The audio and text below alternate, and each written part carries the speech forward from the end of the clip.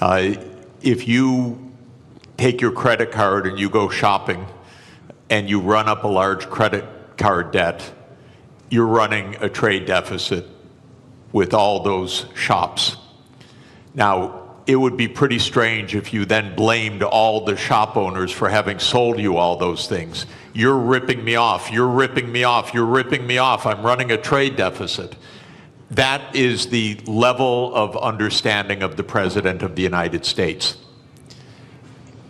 The trade deficit does not represent at all trade policies. It represents spending relative to production or earnings.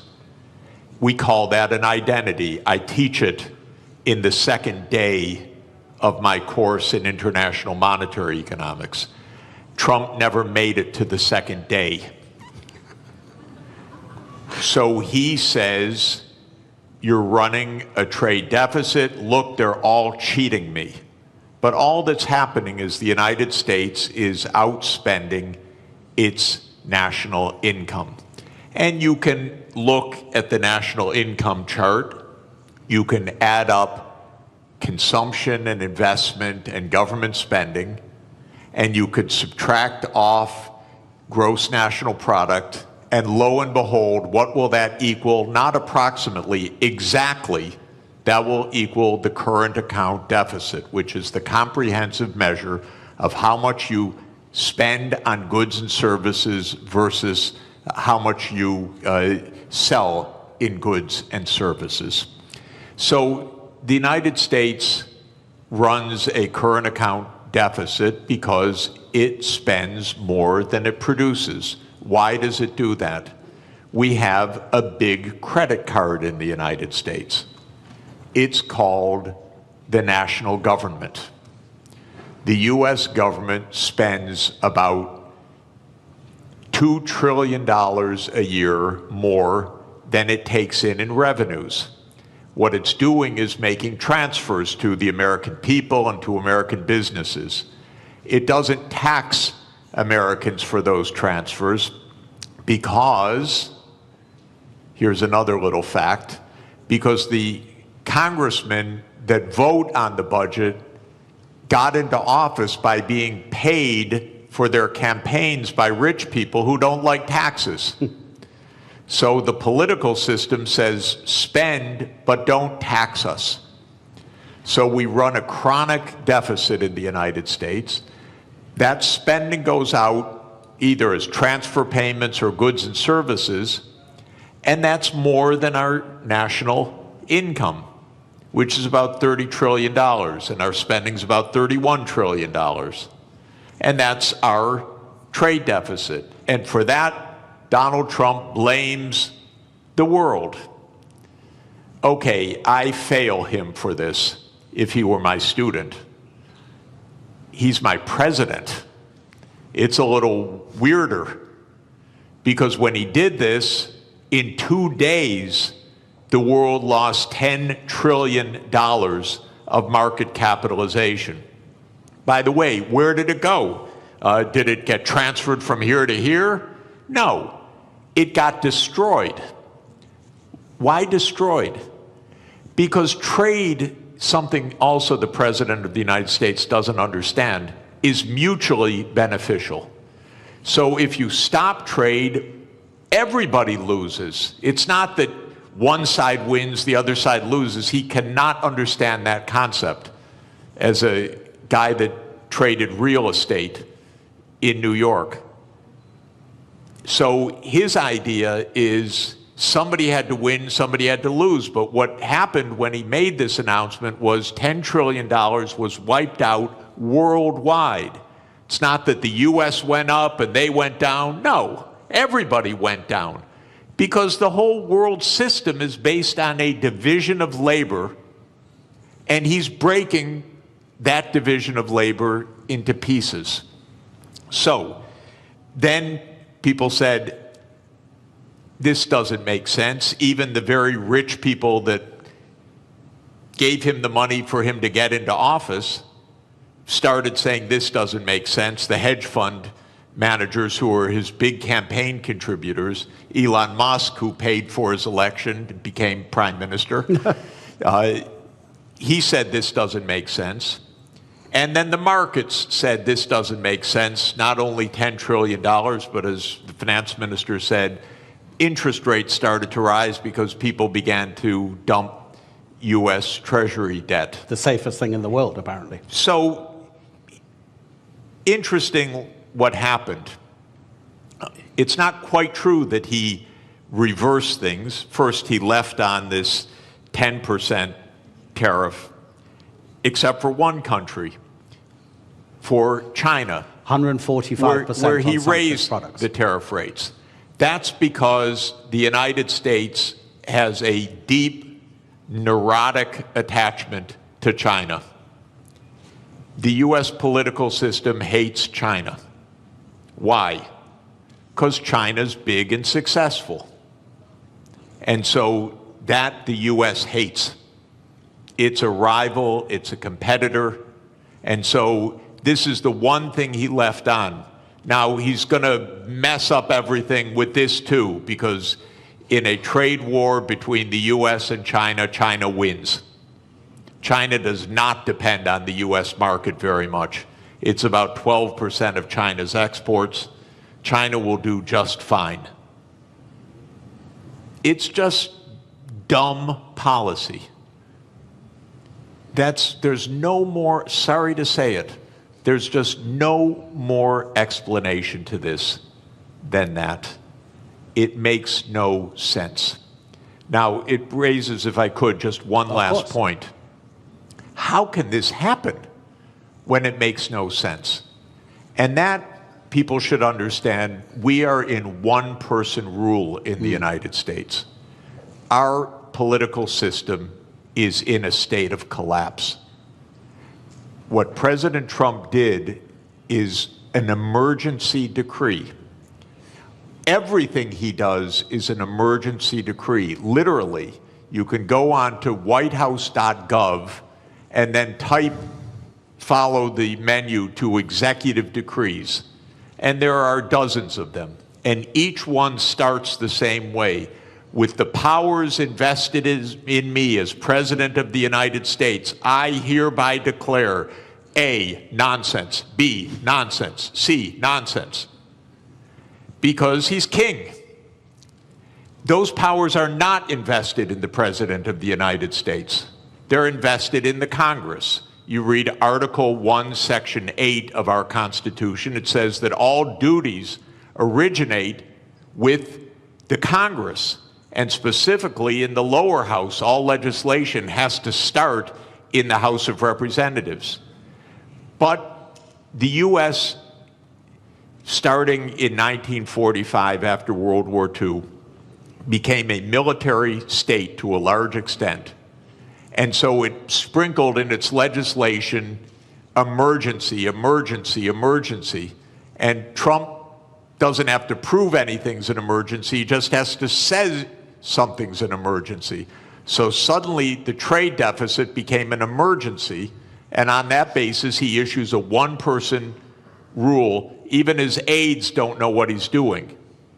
You raise one final interesting issue, which is that the market recovered about $4 trillion when he reversed.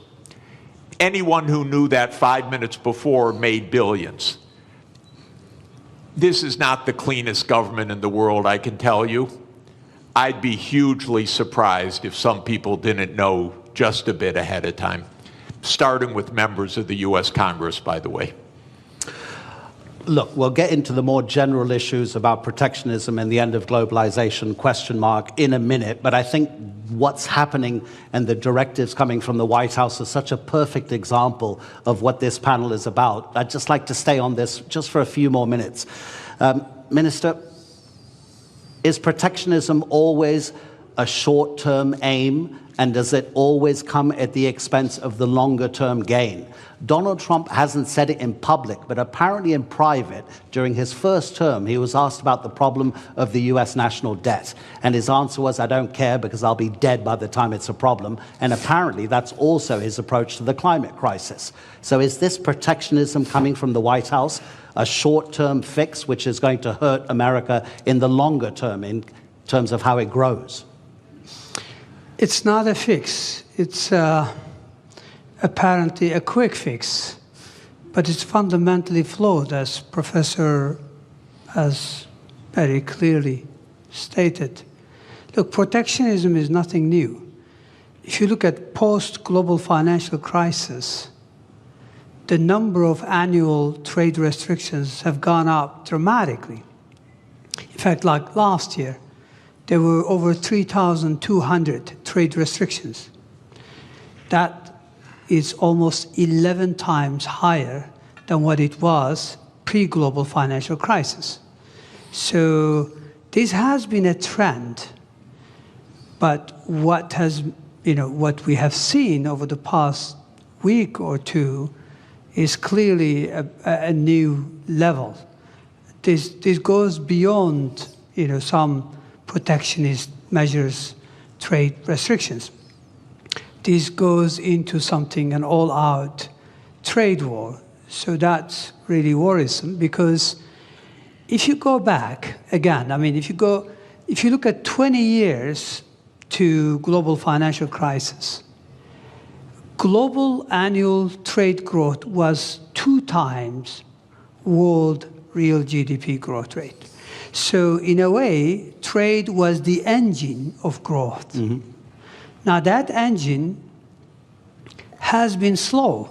So if you look at post-global financial crisis, global trade growth barely kept up with real GDP, global GDP growth. So that's no longer really one of the kind of like a strong engine. But I think the way things are now, if current state of affairs is sustained, we may end up actually protectionism dragging global growth. It is not only growth, it's really, there are many, additional fallouts from this type of policies. Absolutely, yeah. Yeah. So the answer to your question, this is not a fix. This is a fundamentally flawed, policy perspective. Obviously, countries have choice. They always have a choice.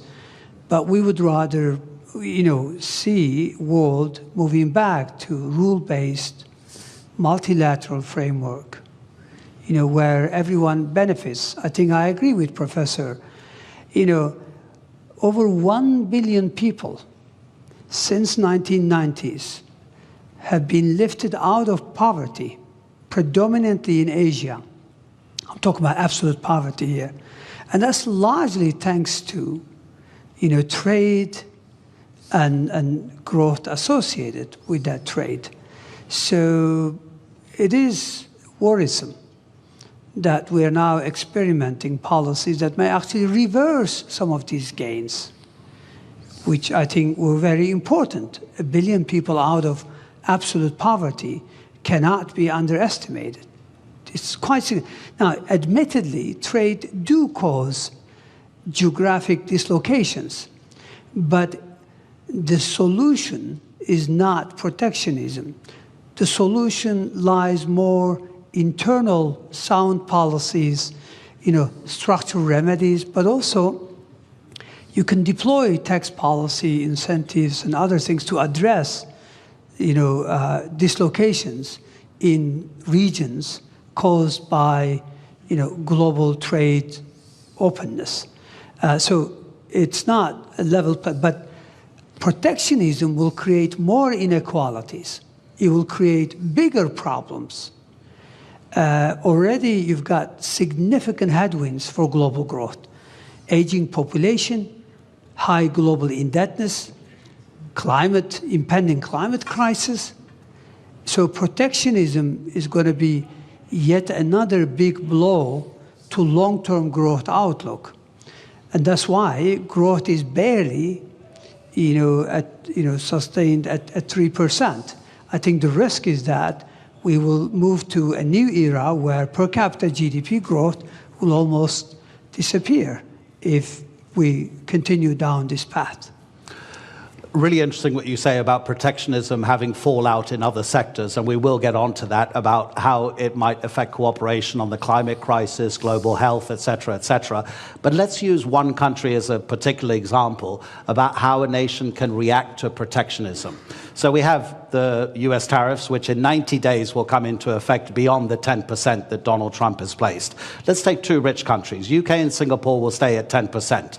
Bangladesh and Botswana will both go up to 37%. Laos will be 48%. Syria will be 41%. Lesotho in southern Africa will be 50%. In 2023, the US exported to Lesotho $7.33 million worth of goods. Lesotho in that same year exported to the United States $228 million. The US GDP per capita in 2023 was $82,800 per person. In Lesotho, it was $916. Gentlemen, how does a country like Lesotho deal with the protectionism coming from the US? Minister? Well, look, protectionism is an external shock, meaning it's not a decision by, the counterparty. It's essentially, so how do you deal with it? I guess you focus on regional integration, as an antidote of protectionism. So regional connectivity, regional integration would be one way forward. So, instead of globalization on a big scale, you focus on how you can deepen and broaden your ties with your immediate neighborhood or countries that are still willing to entertain rule-based trade. So I think that's the only way. Again, this is a major shock for many countries. I think global supply chains are going to suffer. This will lead to, already, I think the risk is that capital will be misallocated. Take us, take Turkey, for example. We are the world's second largest of white goods exporter. We need chips, basic ones, nothing sophisticated. We're not talking about 4 nanometers. We're talking about, 30, 40, 70 nanometers. If we're worried that countries are not going to supply that, even though it may not be the most efficient way, we may have to go into a very large capex to see if we could produce them. We are good at something. Other countries are better at something. So we would rather trade. And this is a very simple, economics, theory. Everybody benefits.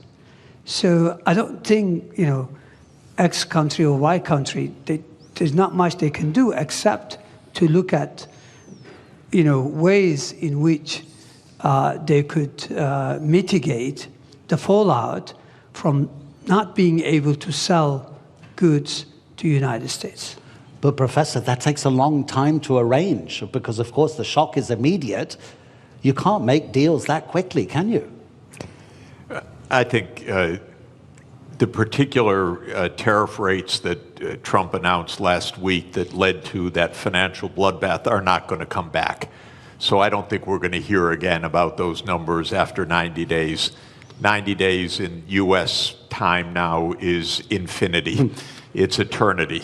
We'll never hear those numbers again. Where did those numbers come from? Something, again, so stupid you can't believe that any country would do this. But the idea is the following. As I said, if you want to know what your trade balance is, you earn some income, so you sell some services to somebody, and you buy things. And if you spend what you earn, you're in trade balance. Technically, you're in current account balance. Now, most of us, I work for one employer, my university, So I run a big trade surplus with my university, and then I run a pretty big trade deficit with the grocery store that we buy our groceries from, and if I have to buy shoes, I run a trade deficit with the shoe store, and so forth. Trump's idea, just to add to the craziness of it, is that you should run a trade balance with everybody, not an overall trade balance, but a trade balance with everybody. So you should sell a little bit, you should work a little bit for your shoe store, you should work a little bit for your grocery store, you should go around anytime you want to shop, you trade something. I'll write you an essay if you'll sell me shoes. And you make your living somehow trying to balance your trade with all of your counterparts. Well, this is insane. This is why we have a market economy. You don't have to have balance with every transaction that you do with somebody. But what Trump said was, oh, Lesotho, they sell us more than we buy from them. So they're cheating us. That's literally what he said. Literally what he said. Okay, is it completely delusional or rhetoric? It's delusional, okay? Just so you know. It's weird. But anyway, now then he calculated a formula. Okay, Lesotho, we have to tax them by the amount to reduce the imports from them so that we have balance with Lesotho. And then they made some absolutely stupid formula that you would not accept in a first year, third week class. It came out of the US Trade Representative's office. They probably were told, do it overnight, the boss wants it. And then they came up with a list of tariffs, country by country, based on the bilateral trade balance. You cannot make this stuff up. This is not it used to be not a Mickey Mouse country, my country. But this is Mickey Mouse. This is not, and I apologize to Mickey Mouse.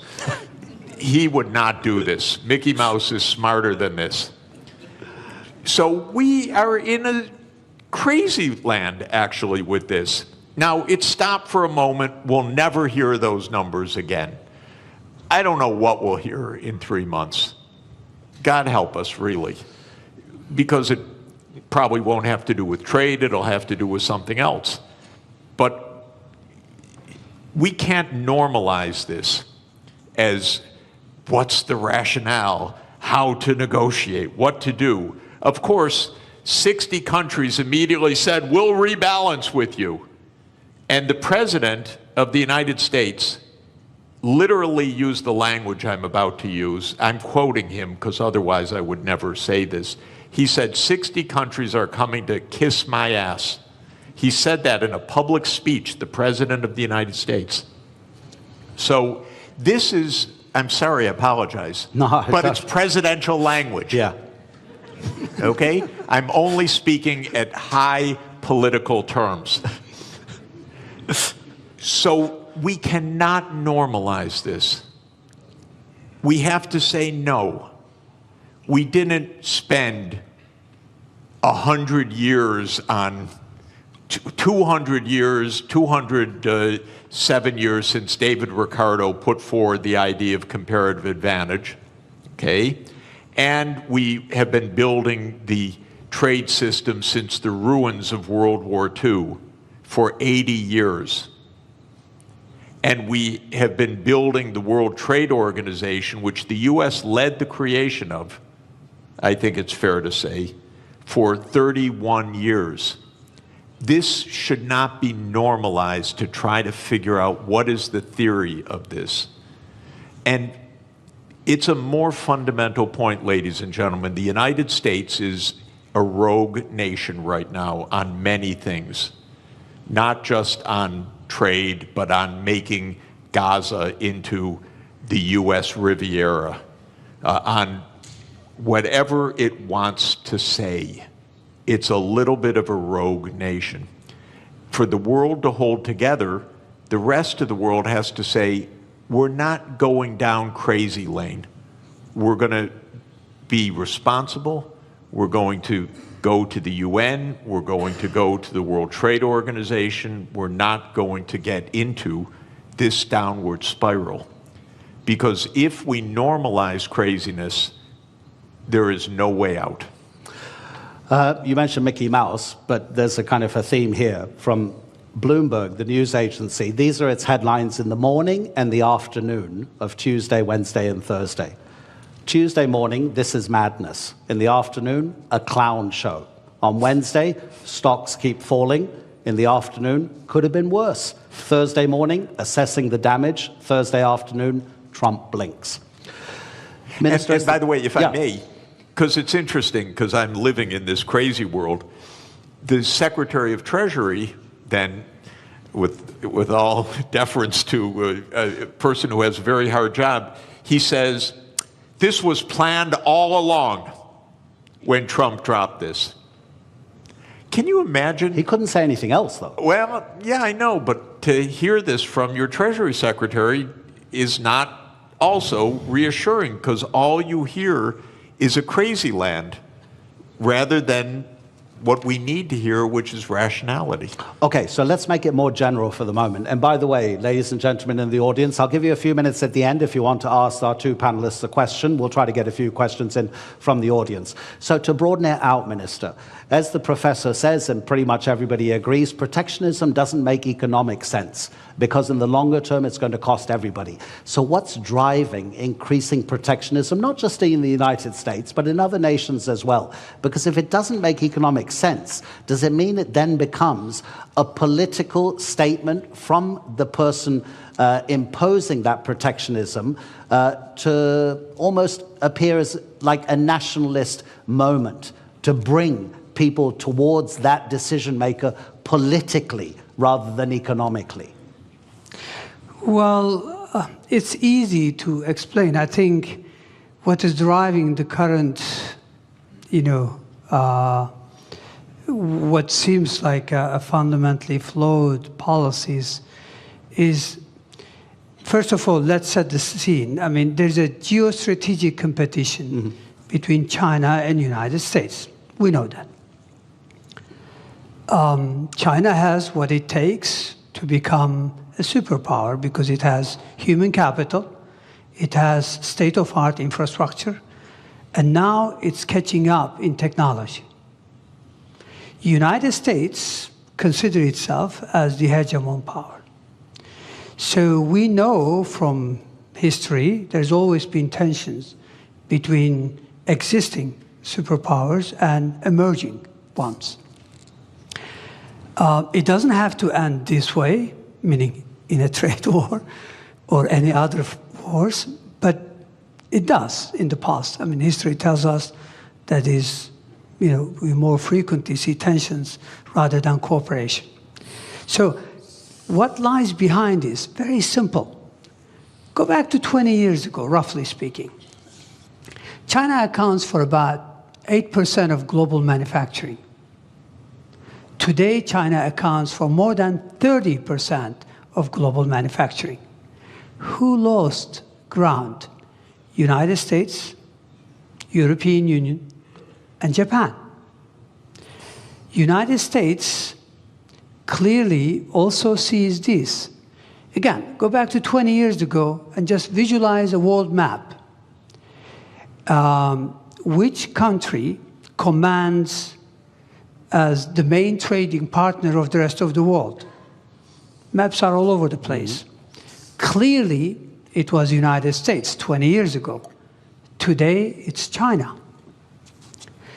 Now, normally, the way you would respond, the way I would respond, is that, look, we need sound policies, structural reforms to regain ground.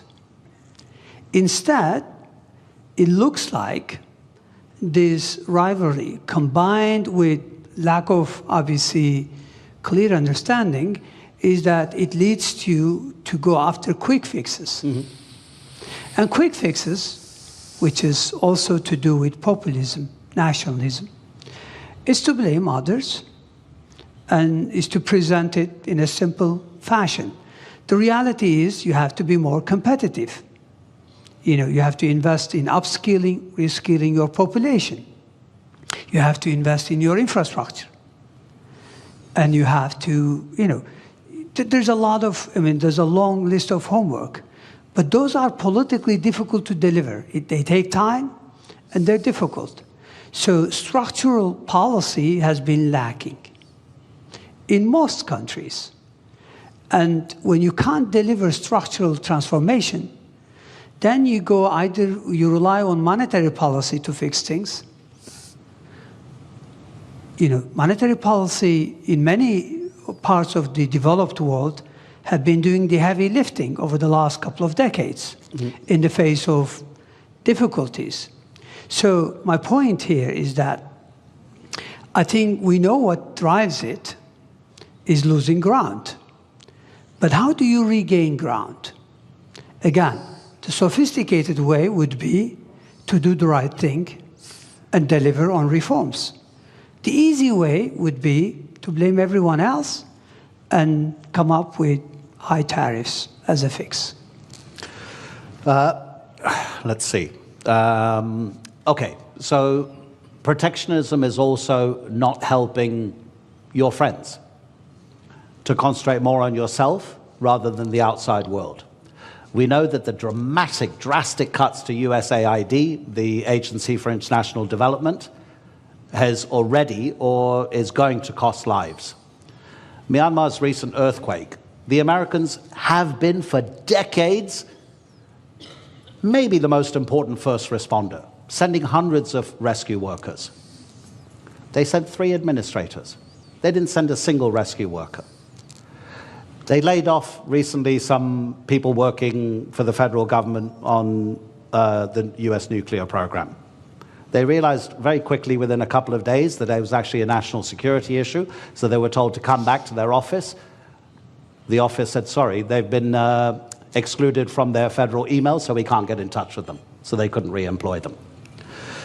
Professor Sachs, when you were president of the Earth Institute at Columbia University, it focuses, I've got to read this from the notes. It focuses on sustainable development, this institute at Columbia, including research in climate change, geology, global health, economics, management, agriculture, ecosystems, urbanization, energy, water, everything that we need to live.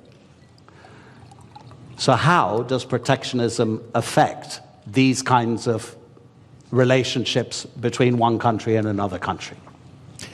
Yeah, it's actually deglobalization. I want to answer that by continuing on with the brilliant explanation that the minister just gave about the hard stuff and the easy stuff. Yeah. So just to say, in American politics, the swing states in the presidential elections in the last 3 elections in particular have been the Midwestern states. So those are states like Michigan, Indiana, Illinois, Ohio, Pennsylvania, Wisconsin, Minnesota. These are states that can go either way. And those states did suffer a decline of employment in manufacturing, not only or even mainly because of trade, but also heavily because of automation over the last 40 years. I come from Detroit, which is Motor City, used to be, and I used to go when young on school field trips to see the assembly lines, and there were actually workers on the assembly line. But now if you go to an automotive plant, it's all robots, very, very few people inside. That's not because the jobs went overseas. In that case, that's because the assembly line itself became an automated phenomenon. So Trump is giving an answer to those swing states. It's China's fault. It's Mexico's fault. It's Lesotho's fault. What the minister said is really important, that when he said that trade benefits the economy, but it could hurt some sectors. And what you do is not stop the trade, but you make sure that you pull everyone along, maybe in a regional policy, or maybe in job reskilling, or maybe in some other kind of public investment or education policy. Here's where the U.S. really failed over the last 40 years. We let the inequalities widen and widen, partly because of automation, partly because jobs did go overseas, but for the right reason. They had comparative advantage in those jobs. Skilled people got better and better salaries.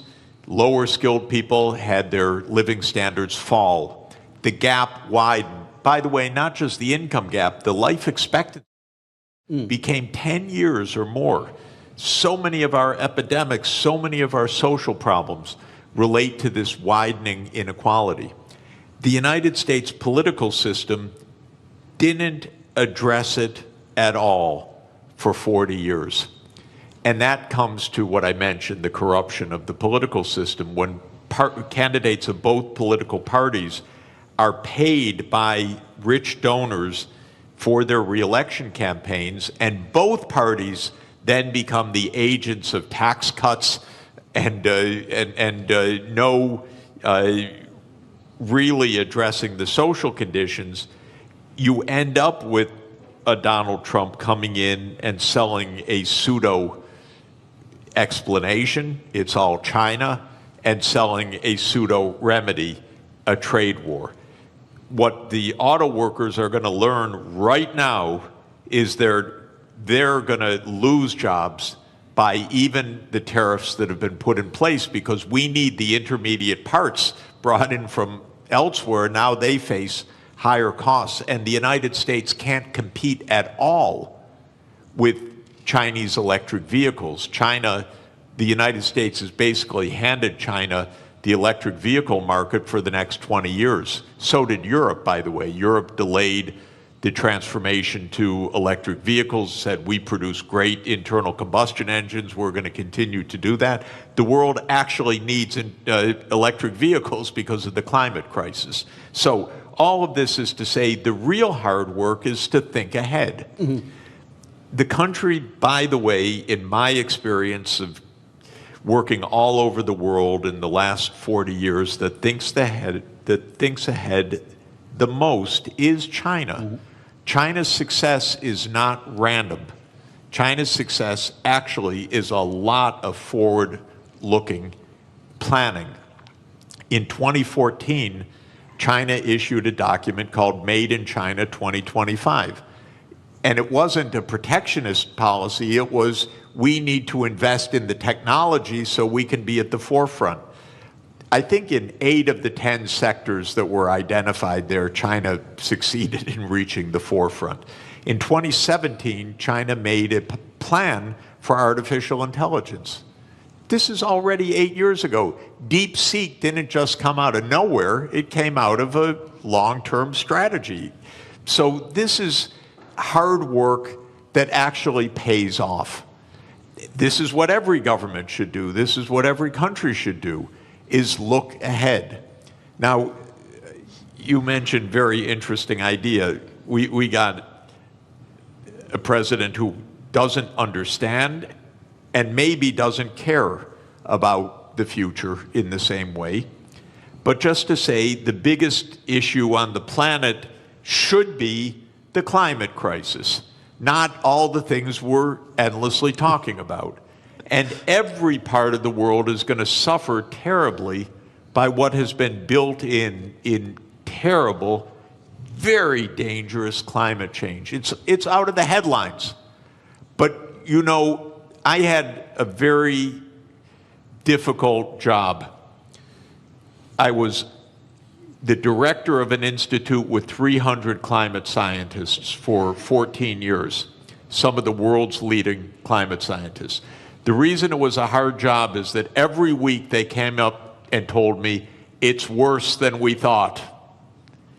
They would give me endlessly grim news. And the lead climate scientist at Columbia University is a man named James Hansen, who I regard as the world's leading climate scientist. And he produced a study in January that said it's much worse than we have thought. The world's temperature has gone up by 0.3 degrees Celsius in 3 years. We have had 21 months of the last 22 above 1.5 degrees. That's the new baseline, by the way. That's not because of an El Nino effect. That's the new baseline. We already blew the limit that we set 10 years ago in Paris that we said we would not exceed. We're already above it. And what Hansen says is we're rising at an accelerating rate. Now the average rate is probably between 0.3 and 0.4 degrees Celsius per decade now on average. So we'll be at 2 degrees excess. What all of this means is profound danger 20 years from now, 25, 30, but we're already seeing terrible danger today. I don't want to minimize what's already happening. Los Angeles burned down, massive forest fires in Korea last week. It's everywhere. My wife and I are nonstop traveling. Every single place we go is some kind of climate crisis, literally. It's a drought, it's floods, it's heat waves, it's pest infestations, it's forest fires. And the sea level is going to rise by many meters, which is not great for Istanbul, by the way, and not great for coastal areas. It's very dangerous what is built into the system. Now, what is Trump's answer for this? Yesterday, King Donald issued an executive decree to bring back coal. It's willful destruction of well-being, willful. And that is, again, he pulled out of the Paris Agreement. What I'm hoping, ladies and gentlemen, is the other 192 members of the UN have to say, no, we're not entering a crazy land.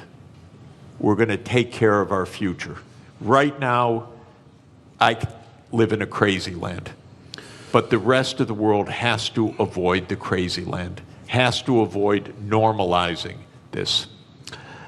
I don't know if any of you saw it. During the height of the coronavirus pandemic, an Australian artist, cartoonist, drew a cartoon which had the first tidal wave, kind of a tsunami of economic recession. There was a bigger tidal wave tsunami behind it, which was COVID-19, and then a huge one over both of them, which was the climate crisis. So get ready, I'll give you a chance to ask a few questions, but I just wanted to address one final issue to the minister. And I was getting a bit depressed, Professor, when you were talking about that. I tell my kids since they were born, they're now 21 and 19, live anywhere you want in the world, but don't live near the coast or near a river. The professor is saying that the climate crisis is going to be one of, probably, I'm kind of, putting words into your mouth, Professor, that deglobalization, if it becomes more and more of a popular sentiment and policy, the climate crisis will be affected because of a lack of cooperation through deglobalization. Minister, what other big dangers do you see if the trend of deglobalization gathers pace? Well, as I mentioned earlier, in addition to the impending climate crisis, which could have a devastating impact on the future of humanity,